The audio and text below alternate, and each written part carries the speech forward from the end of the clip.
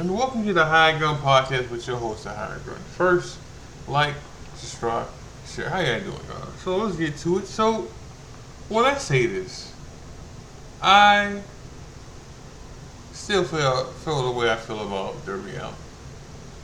That's not changed. That has not changed. But I'm not giving them last week. Last week that was crash. That was still a crash course for him and Brady King. So, but the match with Tommaso Ciampa was a good match, right? And the match last night with Kevin Knight was a good match too. So he can pull out good matches when he want to. All right, all right. So I'm gonna give him credit. I'm gonna give him credit for this, for that. Now, and the Darby Allen versus Kevin Knight is match of the week. It was a real good match. I'm not gonna say it wasn't, because it was. It was a real good match. I enjoyed that match. Did we take it? I mean, I knew going in that Kevin Knight wasn't gonna win. Like he wasn't, you know.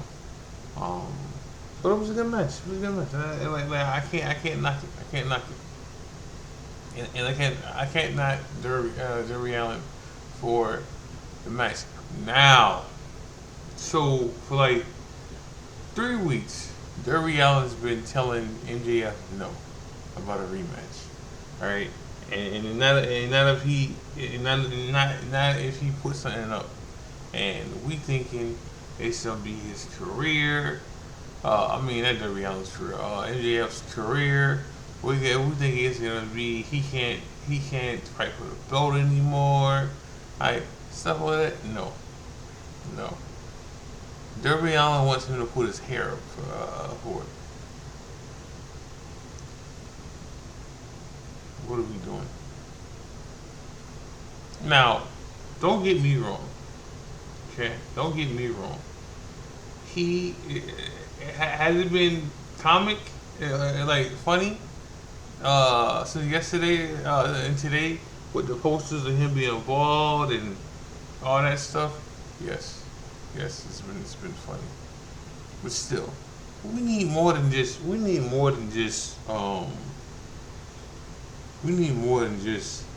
that. It's not enough.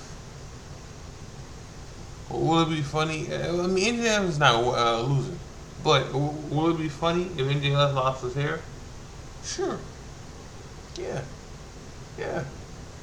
But we need more than that. We really do. Like I'm not saying, like, if it wasn't for the belt, getting the belt back, I would say I need more than just that. I need more than just the hair being on the line. And that's not saying that MJF doesn't care about his hair, because he does, right? And he spent money on it and everything. But still, it's not enough. It's not enough. His career. I mean, anything he puts on the line doesn't matter, because MJF is winning. He's winning. Like AEW is a better company with MJF as champ. This is how it. And again, Darby Allen has put on some bangers, except for last week, and now he even has matches lined up. He's gonna fight Pac next, and then he's gonna fight Okada. Now, the only thing about these matches getting lined up, Darby Allen's not losing. Right? Like he's gonna beat Okada because what's his name? Um um I, Buddy that he got a match with for All In. Alright, start with a T. I forgot his name, but he's gonna interfere in that match to make Okada lose. Okay, and then the Pac, like Pac getting the match with Darby Allin is justified because Pac said that he's 2-1 against Darby Allin, and I should eat that Darby Allin because the only reason Darby Allin won because he cheated to win. All right, but that doesn't matter. Win is a win. But like Darby Allin, that should eat at him. But he's gonna win that match too. The show was okay. I'll get into NXT in a minute. But the show was okay. It wasn't bad, but it wasn't good either. Alright? Like that Darby Allin versus Kevin Knight didn't save this show. Okay. Like he did. Now I do like the story driven stuff with Will Ospreay and the Death Riders. But you're not gonna get me to talk about Death Riders that much. Like you're not. I'm not a fan. I'm not a fan. But I wasn't a fan of this when they were when the Death Riders was a different group with Dave Bryan and everything. I wasn't a fan then either. So no, that's not true. That's not true. That's not true. I was more of a fan then. I was more of a fan then. I was. Now, they the same group, just without their Dave Bryan. You know, they train the same. They may have different views on stuff than the first group, but it's the same group. But I like the story with Will Ospreay training with them. And he's getting better, and he's getting better, and he's getting better, and his neck's getting better, and he got cleared to wrestle now and everything. So that's good. I like that. Um, let me tell you who else I'm not a fan of. Jungle Boy. They did a promo or a trailer with him being Jungle Boy climbing a mountain and stuff. Listen, I understand that they trying to make Jungle Boy be one of the pillars. I mean, not make. He is one of the pillars for AEW. It's MJF, Jungle Boy, Darby Allin, and Sammy Desire. All right, now we all seen what they did with Sammy. Like Sammy don't even get mentioned on fucking TV no more. All right, and he's been boycotted at ROH. All right, so there's that. Darby Allin, he's champ right now. All right, and Jungle Boy is a champion too. So he's international, I think, champion right now. All right. Now listen, Jungle Boy for that. What happened to Darby Allin last week with Brody King is going to happen with is what's going to happen with Jungle Boy next week. If it's next week or on Saturday, like Mark Davis is going to destroy that boy. Now it doesn't mean Mark Davis is going to win, even though he got the biggest win last week against 2 weeks ago against Will Ospreay. Even though he didn't pin him, like the ref had to stop the match. A win's a win. The pinning thing, that's just protecting Will Ospreay for getting pinned, for eating the pin. Alright, but he still lost.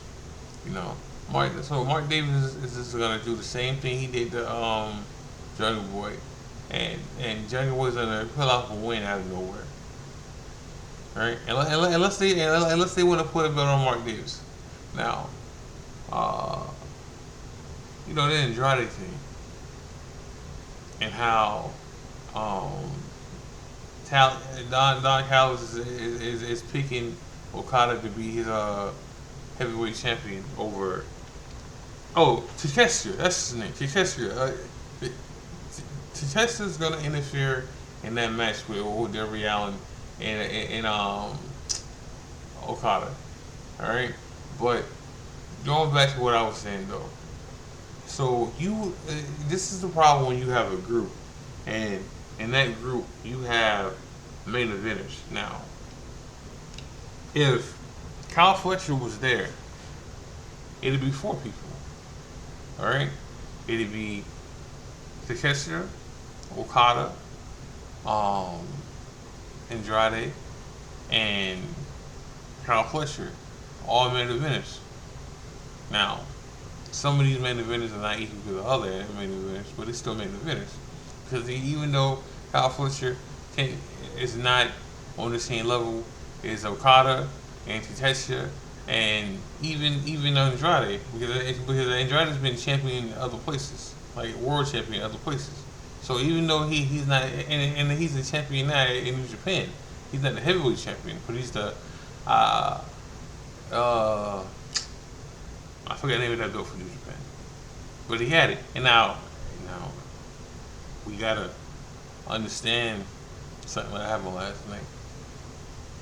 Don Callis mentioned every title that the family has, besides besides Andrade's title, what he won over the weekend. Didn't mention it. Now, I will say, how do you know? Merch, straight. Straight. Love it. Love it. And then you got MJF says, don't promote this shit. Don't sell this shit. Stop saying that. You know? Great.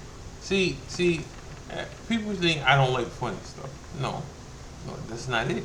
That's not. I have a sense of humor that you gotta get. Right? I don't like dumb funny or stupid funny. I like funny. I just don't like stupid funny. You know. You know. It has to be some dry sense of humor for me to be funny about it. And what Andrade's doing is pretty funny to me. Like I laugh every time I see something with it. And you know, what brings me to there's rumors, and I'm not finna, even though AEW is denying this, right? There's rumors that they're talking to Anderson Black. Now, this should be true. Okay? And we can say, oh, they wouldn't take him back. We felt that way about Andrade. And look at him now. They took him back twice.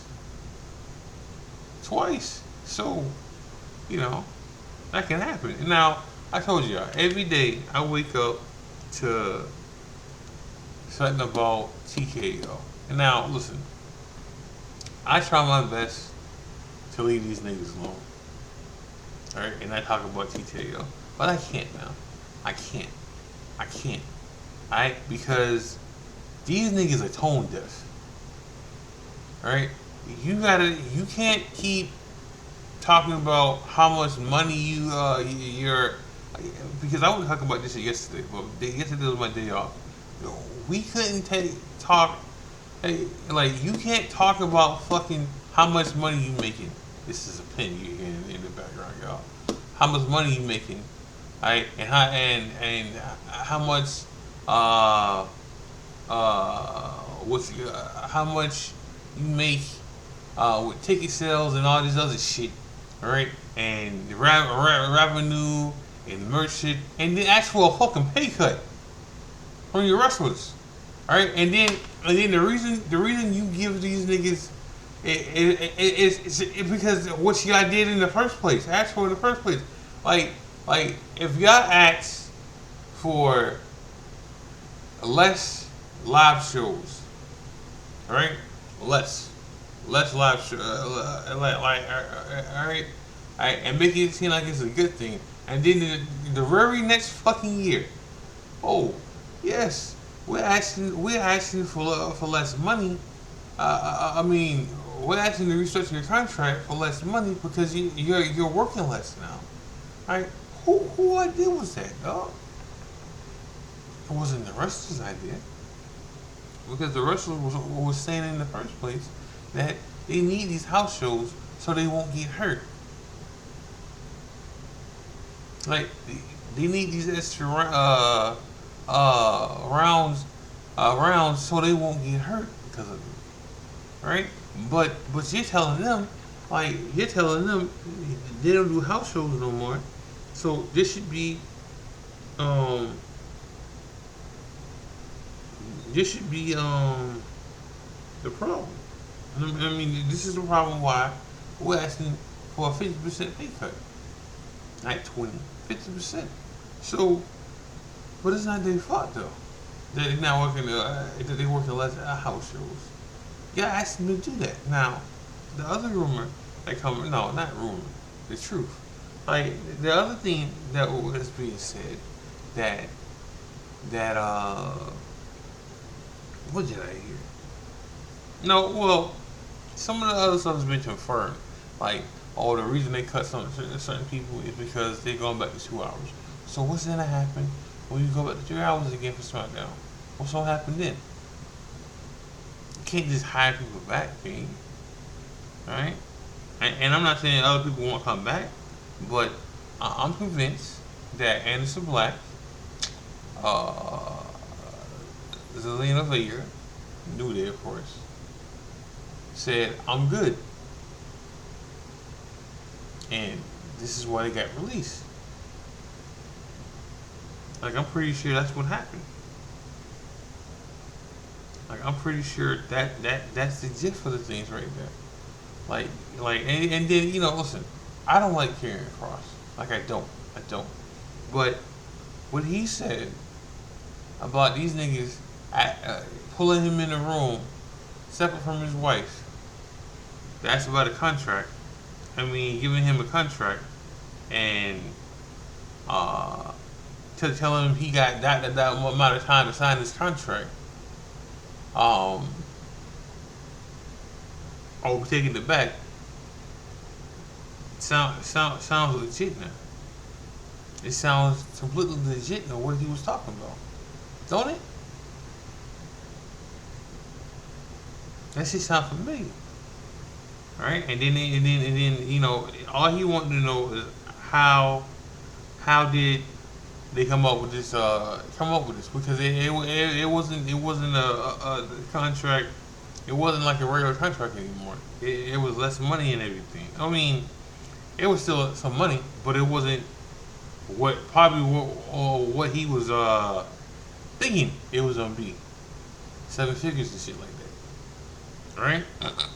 So saying that, you know, he was telling the truth about that shit. Now, last year we didn't get a lot of releases last year. Alright? And the reason they're talking about that is you didn't get a lot of releases from NXT or on the main roster last year. And the reason that didn't happen because they just took over the business, right? So they were trying to be the good person, the good guy, and like about that shit, right? And even though people from UFC was telling these niggas, which UFC, let me say something. I'm not a fan of Dana White. I'm not, especially when he was talking about how he feels about mental health. He supposed to be on the bed and all that shit. Fuck him. I wasn't a fan of him before, but I'm definitely not a fan of him now. Like he can kick fucking rocks, but they were trying to be the good guy. Even though you UFC guys were telling them, wait for it, watch what happens now. All right, there's a reason why UFC is not how it used to be because of how these dudes do business. All right, just wait for it now. All right, so but and then like again, these niggas are tone deaf though. Like they signed Triple H to big ass contract, right? And then they signed Nick Khan to a big ass contract, and then they want niggas to take pay cuts. Fuck out of here. Like, and then I don't hear me talk about TTL like that, but I have to because I see it. Like I see it, dog. Um, so SmackDown when they go overseas, soon, soon when they go overseas, SmackDown's gonna be taped on Tuesday, on a Tuesday. So that SmackDown on Friday won't be live. But I'm gonna watch it live. VPN, get it, get it, or get somebody who got a link, but get it. Save some fucking money, right? Um, but you know, NXT was okay. Um, they're still polishing the new people, and like I said, there's two people that haven't been announced yet. Nikki Blackheart hasn't been announced yet, and Dean Malenko's daughter hasn't been announced yet. But they signed to WWE, the NXT. They just haven't been announced yet, properly announced yet. But they are signed. They are. Um, just waiting, just pretty much just waiting for I don't know what they're waiting for. I don't know why they haven't announced it. And I don't think Blackheart has some some dates for any stuff that she got to finish up. Now, some of this stuff she got to finish up. As long as it's not on TV, they're good with it. And so far it hasn't. Now I've seen stuff online, but that's it. That's pretty much it. But other than that, I haven't seen anything in particular that needs to be talked about or how did this happen and shit like that. That I know. That I do know.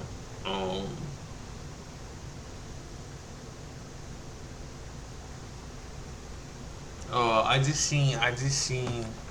So I don't watch this show. What's the name of that show? Hold on. I don't watch.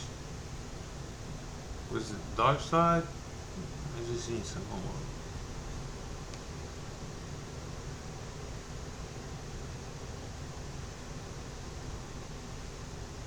Dark Side of the Ring. I don't watch that stuff, but I'm not surprised that eventually they would get down to the TNA, and which TNA had to move their pay per view.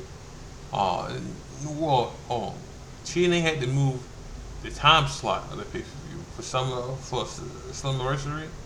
They had to move that. Um, they had to move that to earlier because TNA decided not TNA. AEW decided to put their pay per view on the same fucking day as TNA or pay per view on a Saturday. Now usually TNA usually do their pay per view on a Friday, but lately they've been trying to put theirs on the weekend now. So AEW did that shit. All right. Now, so they moved it. But yeah. So I'm not surprised that they decided to go this route with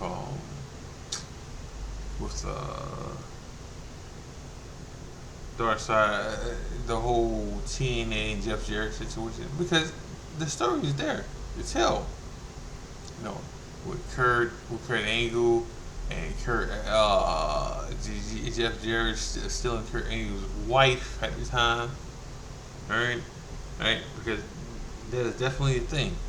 That is definitely a story, and how they took the majority of TNA from Jeff Jarrett and the story behind that, and how Billy Cortman, the Billy Cortman, for people who don't know, Billy Cortman from Smacking Pumpkins is the owner of AEW, but he was supposed to be the owner of TNA at one point. So around this time when Dixie Carter wasn't Dixie Carter was not paying people because they were running out of money, and they wasn't paying people on time and stuff. And Billy Cortman stepped in and was paying the payroll for TNA at one point. Now this is after just year, so a lot of that's going to get talked about. Because a lot of people don't know all that kind of stuff. But you know, I might watch that episode. I'm not into the bad news shit, the death of wrestling, wrestlers and stuff. Nah, I'm not. To the Eddie won what last year. I'm good. I'm good. Listen, like this year is the first year I can actually watch some of Eddie's stuff without feeling bad about it. You know, that's just how I am. It really is. But I'm really in the show with that. Make sure you got like, subscribe, share. Make sure you got watch wrestling. Make sure you got watch E-Fits on New Breed. We just dropped the WrestleMania New Breed show. I know his name's something else, but I'm just going for what it was in the first place. But make sure you got like, subscribe, share. This is the High Gun with the High Gun Podcast. God bless. Love you all. I'm out.